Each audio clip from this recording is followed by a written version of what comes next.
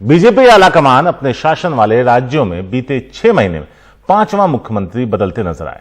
विजय रूपाणी के इस्तीफे के 24 घंटे के भीतर चौंकाते हुए पार्टी ने नए मुख्यमंत्री के रूप में भूपेंद्र पटेल को चुन लिया। चौंकाया इसलिए कि पहली बार विधायक बने पटेल का नाम सीएम की रेस में एक बार भी सामने नहीं आया था। 4 साल बाद किसी पाटीदार को दोबारा राज्य की कमान सौंपी गई। आज भूपेंद्र पटेल मुख्यमंत्री पद की शपथ लेंगे। यह शपथ ग्रहण दोपहर 2:20 पर होगा, जिसमें केंद्रीय गृह मंत्री अमित शाह भी मौजूद रहेंगे।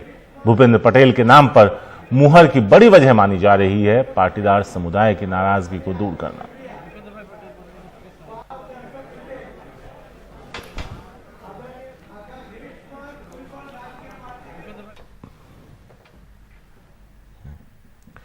भूपेंद्र पटेल के शपथ ग्रहण पर गुजरात के राज्यपाल आचार्य देवव्रत ने ट्वीट करते हुए लिखा, राजभवन में भारतीय जनता पार्टी के विधायक दल के नवनियुक्त नेता श्री भूपेंद्र भाई पटेल जी ने अपने नेतृत्व में नई सरकार गठित करने का प्रस्ताव प्रस्तुत किया। प्रस्ताव को स्वीकार कर मुख्यमंत्री पद के शपथ ग्रहण के लिए उनको 13 सितंबर 2021 को दोपहर 2:20 पर आमंत्रित किया गया है, यानी आज।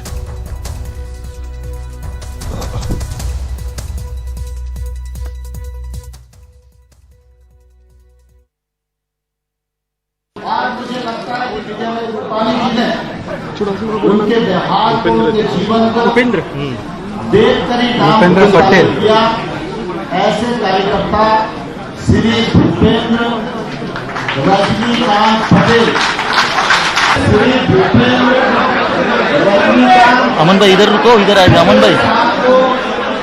राज्य विधानमंडल का सर्वसम्मति से देखो आए इधर।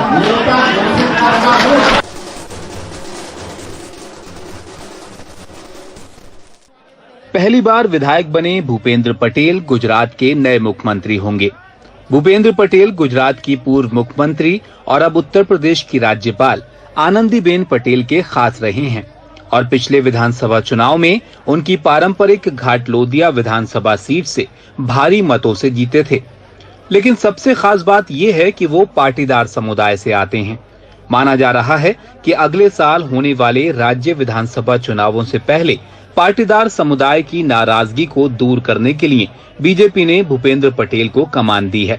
बीजेपी विधायक दल नेता चुने जाने के बाद अपनी पहली प्रेस कॉन्फ्रेंस में भूपेंद्र पटेल ने साफ किया कि वो पार्टी द्वारा सौंपी गई जिम्मेदारी को पूरी निष्ठा के साथ निभाएंगे।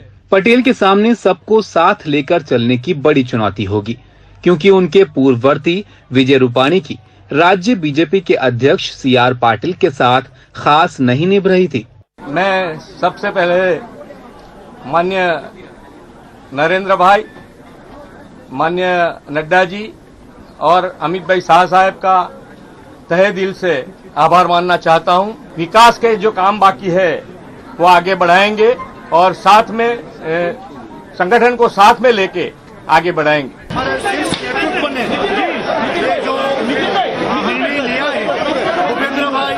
सक्षम है और आने वाले चुनाव उनके नेतृत्व में अवश्य भारतीय जनता पार्टी अच्छी तरह से जीतेगी।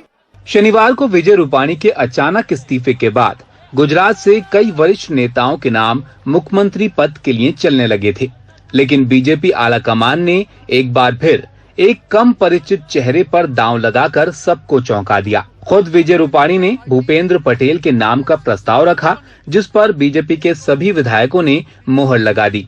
विधायक दल नेता चुने जाने के तुरंत बाद भूपेंद्र पटेल सरकार बनाने का दावा पेश करने वरिष्ठ नेताओं के साथ राजभवन पहुंचे। राज्यपाल ने उन्हें मुख्यमंत्री मनोनीत कर दिया है। पटेल के पास प्रशासन चलाने का खास अनुभव नहीं है।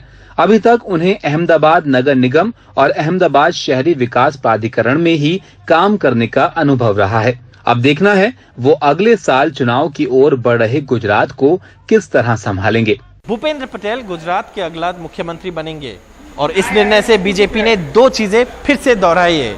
एक, प्रधानमंत्री नरेंद्र मोदी और गृह मंत्री अमित शाह अभी भी बीजेपी के लिए गुजरात के मामले में फाइनल डिसीजन मेकर्स है। और 2, बीजेपी भी जाति समीकरण पे ध्यान देती है चुनाव जीतने के लिए, हालांकि पार्टी इस बात को इनकार करती है।